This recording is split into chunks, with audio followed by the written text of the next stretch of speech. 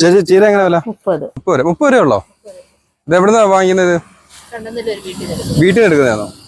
ഈ മുരിങ്ങക്കായോ തരുന്നേ? ഇത് എത്ര രൂപ? ഇത് 30 രൂപ. എത്ര പീസ്? 5 പീസോ?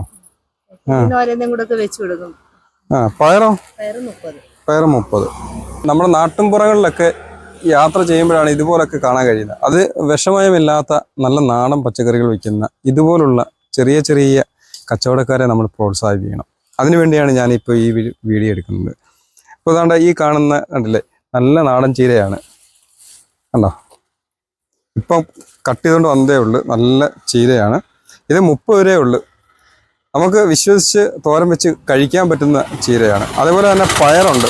പയറ് 30 രൂപയേ ഉള്ളൂ. ഒരു വീട്ടിന് ആവശ്യമായ സാധനങ്ങൾ നിങ്ങൾ ഇവിടെ നിന്ന് തന്നെ വാങ്ങിച്ചു കഴിഞ്ഞാൽ നിങ്ങൾക്ക് നിങ്ങളുടെ കുട്ടികൾക്കും എല്ലാം നല്ല നല്ല ആഹാരം കഴിക്കാം, അസുഖമില്ലാതെ ജീവിക്കാം. ചേച്ചിയുടെ പേരെന്തോ? ജയ. എത്ര നാളായി ഇവിടെ കച്ചവടം തുടങ്ങിയിട്ട്? 3 വർഷമായി.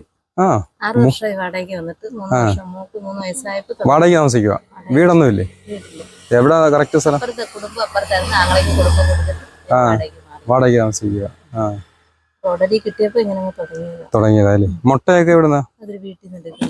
വീട്ടിൽ നിന്ന് വയ്ക്കുന്നത്? ഇത് താറാമുട്ട? ഇത് വീടുകളിൽ നിന്ന് ശേഖരിക്കുന്നതാ, അല്ലാതെ വേറെ എങ്ങും വാങ്ങിക്കുന്നതല്ല. മുട്ടയൊക്കെ എങ്ങനെ വില? ഇന്ന് 12 രൂപ. കോഴിമുട്ട 8 രൂപ. ഉണ്ടോ? നാടൻ കോഴിമുട്ട അല്ലേ?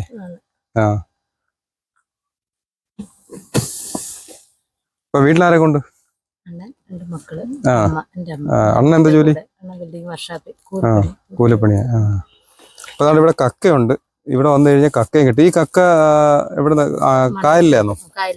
കായലിലൊക്കെ നല്ല വലിയ കക്കയാണ്. അതിനകത്ത് ഒരുപാട് മാംസം കാണും അല്ലേ? ഇതും ഡെയിലി കൊണ്ടോ?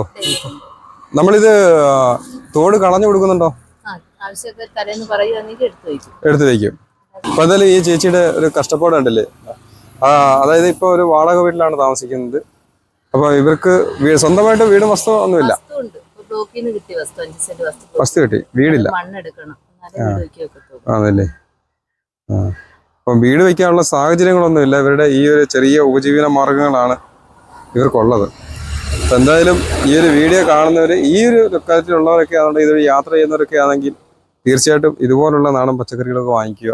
അപ്പോൾ ചേച്ചിയുടെ നമ്പറൊക്കെ കൊടുത്തേക്കാം. നിങ്ങൾക്ക് ആർക്കെങ്കിലും കോൺടാക്ട് ചെയ്യുകയോ വീട് വല്ലതും വെച്ച് കൊടുക്കാൻ നിങ്ങൾക്ക് താല്പര്യം ഉണ്ടെന്നുണ്ടെങ്കിൽ നിങ്ങളെല്ലാവരും ഒന്ന് സഹകരിക്കുക. കാര്യം പറഞ്ഞാൽ ഒരുപാട് വർഷമായി വാടകയ്ക്കാണ് ഇവർ താമസിക്കുന്നത്. 4 വർഷം കൊണ്ട്, 6 വർഷം കൊണ്ട് ഇവർ വാടകയ്ക്കാണ് താമസിക്കുന്നത്. എത്ര മണി വരെ കച്ചവടം ഉണ്ട് ഇവിടെ? എത്ര മണിക്കാണ് തുടങ്ങുന്നത്? ഈ രാത്രി 9 വരെയൊക്കെ കച്ചവടം ഉണ്ടോ ഇവിടെ? ലൈറ്റൊക്കെ ഉണ്ടോ? മാങ്ങയൊക്കെ നാടനല്ലേ? കോവയ്ക്കൊക്കെ നമ്മള് കൃഷിയാണോ?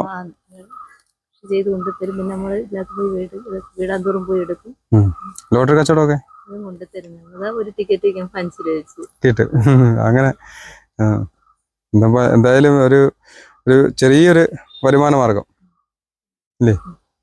എൻ്റെ പേര് ജയ. ഞാൻ കൊല്ലം ജില്ലയിലാണ് താമസം. മുളവനയിൽ നിന്ന് കൈതക്കോട്ട് പോകുന്ന റൂട്ടിലാണ് ഞാൻ കച്ചവടം ചെയ്യുന്നത്. അപ്പോൾ നമുക്ക് ഇതുപോലുള്ള വ്യത്യസ്തമായ വീഡിയോയുമായി വീണ്ടും കാണാം. ഇതിലേക്ക് ബൈ.